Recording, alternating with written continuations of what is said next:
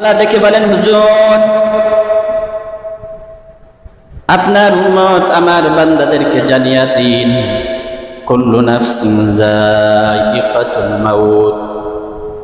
পৃথিবীর ভিতরে যত জাতি যত মাখলুক আমি আল্লাহ তাআলা পাঠাইলাম, প্রত্যেকটা প্রাণী প্রত্যেকটা মাখলুককে মৃত্যুর স্বাদ গ্রহণ করতে হবে।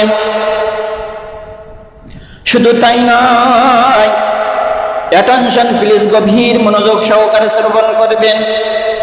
এমন একটা গুরুত্বপূর্ণ মেসেজ আপনাদেরকে দিতে চলেছি, ইতিপূর্বে আপনারা মনে হয় শ্রবণ করেননি। পৃথিবীর ভিতরে আপনার জিন্দিগিতে, আপনার আমার জিন্দিগিতে জিকির ছাড়া, আমল ছাড়া সময় অতিবাহিত হয়ে যাইতেছে। কিন্তু আল্লাহ তাআলা এমন কিছু মাখলুক তৈরি করে রেখেছেন, মনে করেন আপনার বাসার ভিতরে একটি গরু আছে, আপনার বাসার ভিতরে একটি কুকুর আছে, একটি বিড়াল আছে, আপনার বাসার ভিতরে ভিটার উপরে গাছপালা তরুলতা গুলো রয়েছে। আল্লাহ তাআলা ডেকে বলেন, ও আমার উম্মতি মুহাম্মাদীর দল, অ্যাটেনশন প্লিজ, গভীর মনোযোগ সহকারে শ্রবণ করবেন।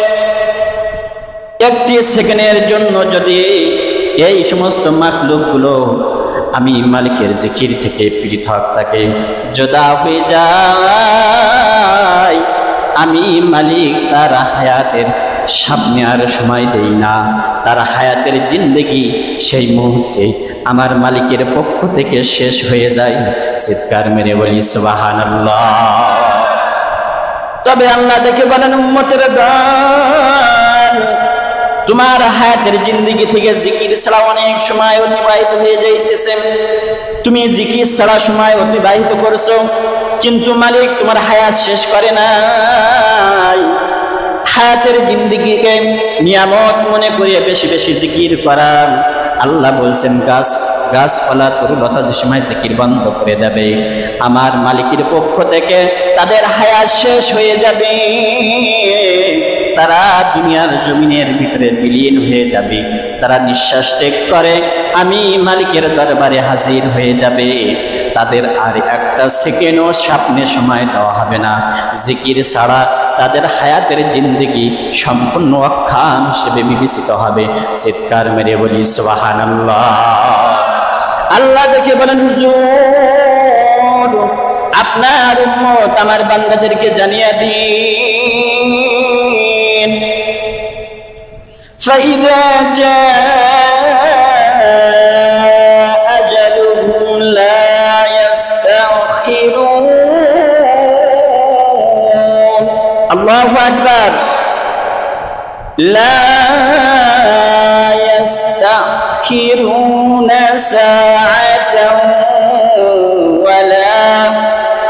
ওয়ালা ইস্তাকদিমুন। আল্লাহু আকবার। হায়াতের জিন্দেগি যে সময় আমার বান্দাদের শেষ হয়ে যাবে, আল্লাহ তাআলা বলেন এক সেকেন্ড আগেও তার মৃত্যু হবে না, এক সেকেন্ড পরেও মৃত্যু হবে না। যথা সময়ে নির্দিষ্ট টাইমে এক সেকেন্ড তাকে সময় দেওয়া হবে না, এক সেকেন্ড সময় পূর্বেও তার জানটা, তার মৃত্যুটাকে আমি আল্লাহ তাআলা গ্রাস করব না। আল্লাহ এমন সুন্দর কথা জানিয়ে দিয়েছেন যে উম্মতি মুহাম্মাদি নয়, যত মাখলুক রয়েছে প্রত্যেকের হায়াত থাকা পর্যন্ত, একটা সেকেন্ড হায়াত থাকা পর্যন্ত, এই হায়াত থেকে আল্লাহ তাআলা একটা সেকেন্ড তার হায়াত কেড়ে নিবে না, আবার একটা সেকেন্ড হায়াতও তার বৃদ্ধি করে দেবে না। এই ঘোষণা দিয়েছেন আমার মালিক। চিৎকার মেরে বলি সুবহানাল্লাহ।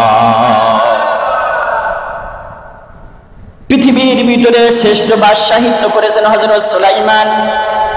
এই নবীকে আল্লাহ তাআলা এমন পাওয়ার দান করেছেন, বাতাস তার অনুগত করত, বাতাসকে যে হুকুম দিত সাথে সাথে সেটা মানার জন্য উপস্থিত হয়ে যেত। শুধু তাই নয়, জিনগুলো হযরত সুলাইমান আলাইহিস সালাতু ওয়াস সালামের তাবেদারি করত। শুধু তাই নয়, পশু পাখি পর্যন্ত হযরত সুলাইমানের দাবিদারি করত। এই সুলাইমানের সিংহাসনের ভিতরে একজন যুবক বসা।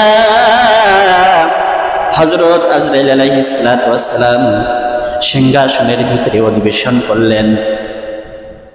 যে লোকটি, যে যুবকটি বসা আছে হযরত সুলাইমানের পাশে, তার দিকে বারবার ফলো করছেন, বারবার তাকাইতেছেন। যুবকটি ভয়ভীত হয়ে যাইতেছে, না জানি এই সিংহাসনের ভিতরে এই লোকটি কেন বারবার আমার দিকে ফলো করছে, আমার দিকে লক্ষ্য করছে। এই ভীত সন্ত্রস্ত হয়ে হযরত সুলাইমানকে বলছেন, ওগো নবীজি, এই মুহূর্তে আপনার সিংহাসনের ভিতরে আমি আর থাকতে চাই না গো নবীজি। মালিক যে আপনাকে পাওয়ার দিয়েছেন, এই পাওয়ারের মাধ্যমে আপনি আমাকে হিন্দুস্তানের ভিতরে পাঠিয়ে দেন। আল্লাহ তাআলার ফেরেশতা হযরত আজরাইল আলাইহিস সালাতু ওয়াস সালাম সিংহাসনের ভিতরে বসা ছিলেন। বারবার তাকাইতেছেন হযরত সুলাইমান তাকে। তার জিনদেরকে নির্দেশ দিলেন, ও জিন, যাও, এই আমার এই উম্মতটা, আল্লাহর এই বান্দা যুবকটা এখানেই থাকতে চায় না, সে হিন্দুস্তানের ভিতরে যাইতে চায়, তাকে হিন্দুস্তানের ভিতরে নিয়ে দেখে আসো। হযরত সুলাইমান আলাইহিস সালাতু ওয়াস সালামের নির্দেশ পাওয়ার সাথে সাথে ডানার উপরে ভর করে সেই যুবককে হিন্দুস্তানের ভিতরে রেখে আসলেন। সাথে সাথে সেখানে হযরত আজরাইল আলাইহিস সালাতু ওয়াস সালাম হাজির হয়ে গেলেন। চিৎকার মেরে বলি সুবহানাল্লাহ। হযরত সুলাইমান আলাইহিস সালাতু ওয়াস সালামের সেই যুবক দেখলেন যে সিংহাসনের ভিতরে যে মানুষটি বারবার আমার দিকে তাকাইতেছিল, আমার দিকে লক্ষ্য করছিল, সেই লোকটিও দেখছে এখানে। সে মৃত্যু থেকে পালিয়ে বাঁচতে পারে নাই, তার হায়াতের জিন্দেগি শেষ। আল্লাহ তাআলা তার হায়াতের জিন্দেগি থেকে তাকে উঠিয়ে নিবে। মৃত্যু থেকে যতই পালাও, মৃত্যু তোমার লইবে ঘিরি, যদিও আকাশ পানে লাগাই সিঁড়ি জিতাই। আপনার উম্মত আমার বান্দাদেরকে জানিয়ে দিন, আইনামা তাকুনু ইদরিকুমুল মাউত। আল্লাহু আকবার। ওয়ালাউ কুনতুম ফি বুরুজিন মুশাইয়াদা। আল্লাহ ডেকে বলেন, হুজুর, আপনার উম্মত আমার বান্দাদেরকে জানিয়ে দিন, মৃত্যু ঝাড় যেখানে লেখা আছে সেখানে তাকে মৃত্যুবরণ করতে হবে। হযরত আজরাইল আলাইহিস সালাতু ওয়াস সালাম তার জানটা কবাজ করে হযরত সুলাইমান আলাইহিস সালাতু ওয়াস সালামের সিংহাসনের ভিতরে অধিবেশন করলেন।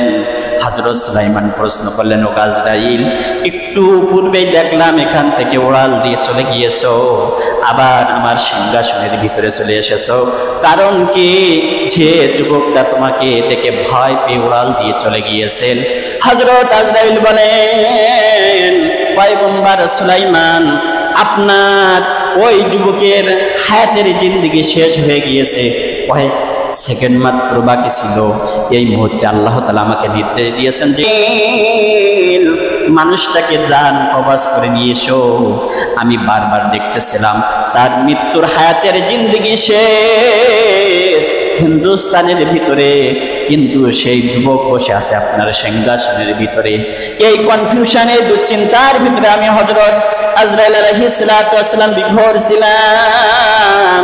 কিভাবে আমি বারবার তার প্রতিছবির ভিতরে দেখতেছিলাম, মালিক তো এই মালিক, এই বান্দার জানটা কবজ করার জন্য আমাকে পাঠিয়েছে, কিন্তু এখন দেখছি সুলাইমানের রাজদরবারে আমি আল্লাহ তাআলার ফেরেশতা হয়ে কনফিউশনের ভিতরে পড়ার কারণে বারবার তার দিকে ফলো করছিলাম, দেখছিলাম। আল্লাহ তাআলা এমন সিস্টেম পদ্ধতি বাতিয়ে দিয়েছেন, জেনের মাধ্যমে আপনি তাকে হিন্দুস্তানের ভিতরে পাঠিয়ে দিয়েছেন। আমি আজরাইল যথাসময়ে সেই ব্যক্তির সাথে সাথে জানটা কবজ করতে পেরেছি। চিৎকার মেরে বলি সুবহানাল্লাহ, আর জোরে বলি সুবহানাল্লাহ। এই জন্য আল্লাহ ডেকে বলেন, হুজুর, আপনার উম্মত আমার বান্দাদেরকে জানিয়ে দিন, ফাইযা জাআ আজালুহুম লা ইস্তাখিরুনা সাআতাও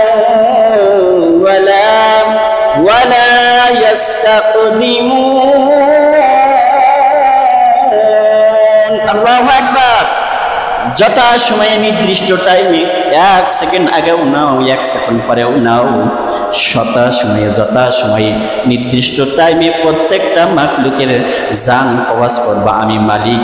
তাকে 1 সেকেন্ডও সময় তাকে বেশি দেওয়া হবে না, কম করা হবে না, এ ঘোষণা দিয়েছেন আমার মালিক। চিৎকার মেরে বলি সুবহানাল্লাহ।